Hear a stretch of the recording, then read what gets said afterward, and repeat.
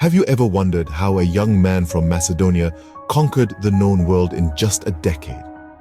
Picture this, a youthful Alexander, a mere boy really, growing up in the rugged landscapes of Macedonia. Under the tutelage of Aristotle, he soaked up knowledge like a sponge, learning everything from philosophy to military tactics. His mind, as sharp as the sword he would later wield, was always a step ahead. When his father, King Philip II, was assassinated, the mantle of leadership fell on Alexander's young shoulders. Yet, despite his youth, he was not daunted.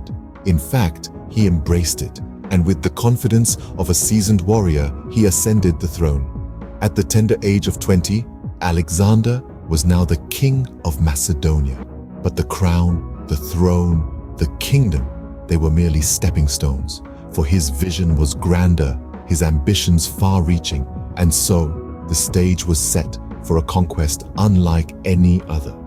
A young man of 20, Alexander was now the king of Macedonia, but his ambitions were far greater. How did a young king from a small nation in Greece go on to conquer the mighty Persian Empire? That's an intriguing question, isn't it? Let's unravel the story together. Alexander, a young king barely into his 20s, had a vision to conquer the world. And his first target? The colossal Persian Empire. But how did he achieve such a feat?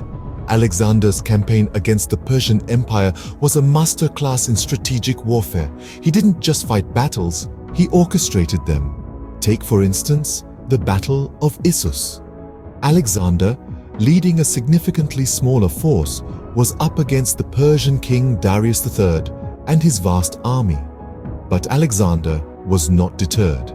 He deployed his forces strategically, using the terrain to his advantage, and managed to turn the tide of the battle. In the end, King Darius fled, leaving his family and his kingdom's prestige in Alexander's hands. Then came the Battle of Gaugamela, another David and Goliath scenario. But this time, Darius had learned his lesson. He chose a flat battlefield, hoping to use his superior numbers to overwhelm Alexander's forces. But Alexander, the cunning tactician, used a risky yet brilliant strategy. He ordered a feigned retreat, luring the Persian cavalry away and creating a gap in their lines. He then led a charge right into the heart of the Persian army, aiming straight for Darius. Once again, Darius fled, and the Persian army crumbled. These key battles showcase Alexander's genius. Despite being outnumbered, he used strategy, courage, and determination to defeat his enemies. He turned disadvantages into opportunities and fear into inspiration. His victories were not just a testament to his military prowess, but also his leadership and his unwavering belief in his vision. With the fall of the Persian Empire, Alexander had become the ruler of Asia. But his conquest was far from over. His eyes were set on the horizon, looking towards new lands, new battles, and new victories. With the fall of the Persian Empire, Alexander had become the ruler of Asia. Did you know that Alexander's conquests didn't stop at Persia? He ventured even further to Egypt and India. After Persia, his eyes were set on Egypt, a land of ancient mysteries and grandeur. His arrival was welcomed by the Egyptians, who saw him as a liberator from the Persian yoke. He founded the city of Alexandria, which would later become a beacon of knowledge, hosting one of the greatest libraries in human history. But Alexander was not one to rest on his laurels. His gaze turned eastward towards the exotic lands of India. This was a region unlike any he had encountered before, with its diverse cultures, dense jungles, and mighty rivers. The Indian campaign proved to be a test of Alexander's strategic genius and the resilience of his troops. Among the many encounters in India, the Battle of the Hydaspes stands out.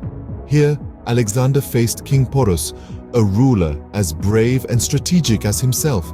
This battle was fought on the banks of the river Hydaspes in what is now modern-day Pakistan. It was a grueling encounter, with both sides demonstrating remarkable bravery and strategy. But in the end, Alexander's tactical brilliance prevailed. Despite his victory, he was deeply impressed by Porus's courage and leadership, and allowed him to continue ruling his kingdom. Yet, the Indian campaign took a toll on Alexander's men.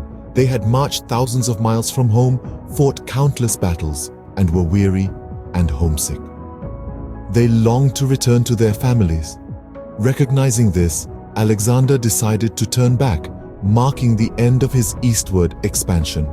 By the time of his death, Alexander's empire was vast. From his homeland of Macedonia, it stretched across the Persian Empire, included Egypt, and reached the edges of India.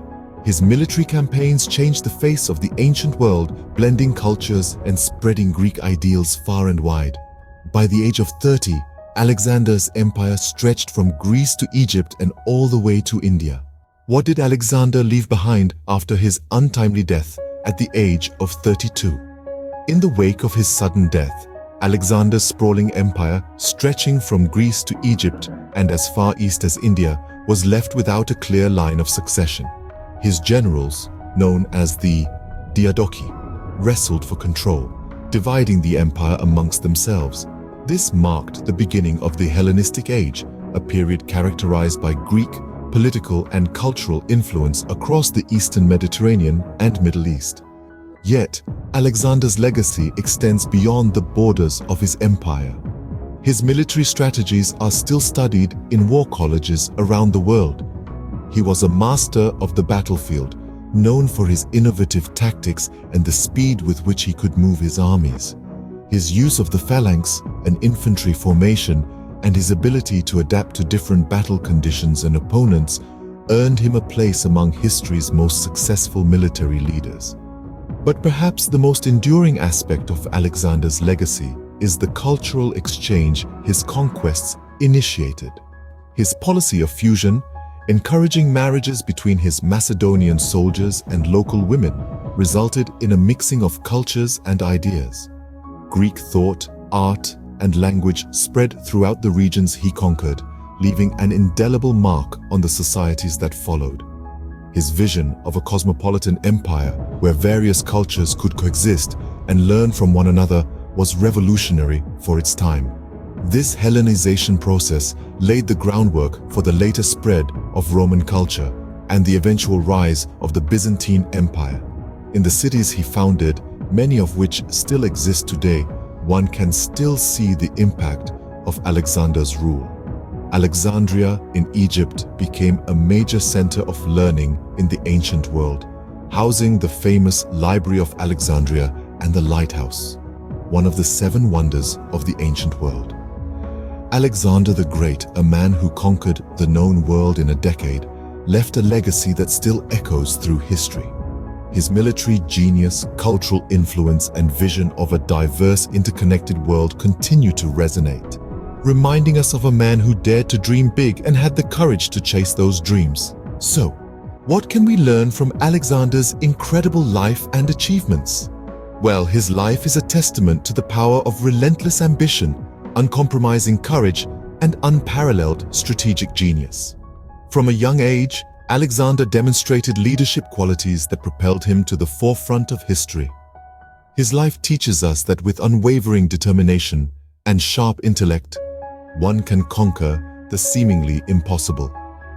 Alexander the Great, a figure of fascination and debate, remains a testament to the extraordinary power of ambition, courage, and strategic genius.